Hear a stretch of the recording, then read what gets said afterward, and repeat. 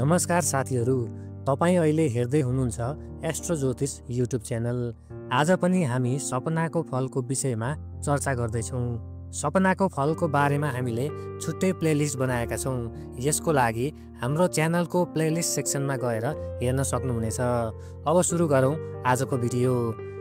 सपनामा विमान दुर्घटना देख्नु वा विमान खसेको वा आगो लागेको देख्नु धेरै मूल्यवान सपना मानिन्छ, जसले नकारात्मक सोचका कारण जीवनमा आउने धेरै समस्याहरूको चाँडै अन्त्य हुने सङ्केत गर्दछ।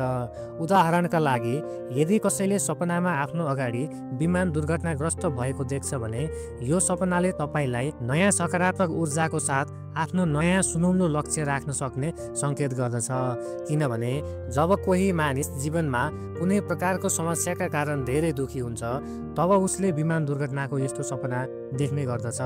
र यदि कसैले सपनामा आफै चढेको विमान दुर्घटनाग्रस्त भएको देख्छ, उसले कुनै न कुनै रूपमा आफूलाई बचाउन सफल हुन्छ भने यो सपनाले काममा सफलताको सङ्केत गर्दछ, जसमा तपाईँलाई लाग्छ कि तपाईँको सफलताको सम्भावना धेरै कम थियो।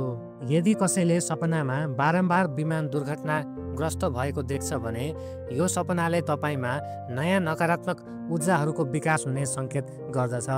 र यदि कसैले सपनामा आगो लागेको विमान देख्यो भने यो सपनाले कार्य पुरा हुन कठिनाई र समस्याहरू आउने सङ्केत गर्दछ। तर यदि तपाईँले जलिरहेको विमानबाट आफूलाई बचाउन सफल हुनुभयो भने यो सपनाले जोखिमपूर्ण कार्यहरूमा पनि सफलता हुने सङ्केत गर्दछ। र यदि कसैले सपनामा विमान दुर्घटनामा मानिसहरू मरेको देख्यो भने यो सपनाले कुनै प्रकारको योजनाहरू असफल हुने सङ्केत गर्दछ।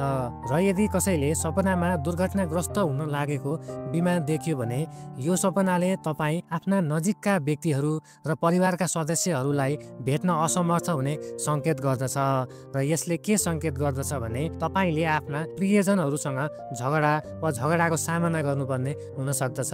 आजको भिडियो तपाईँहरूलाई कस्तो लाग्यो कमेन्टमा भन्नुहोला। यस्तै जानकारीमूलक भिडियोहरूको लागि हाम्रो च्यानल एस्ट्रो ज्योतिषलाई सब्स्क्राइब गर्नुहोला।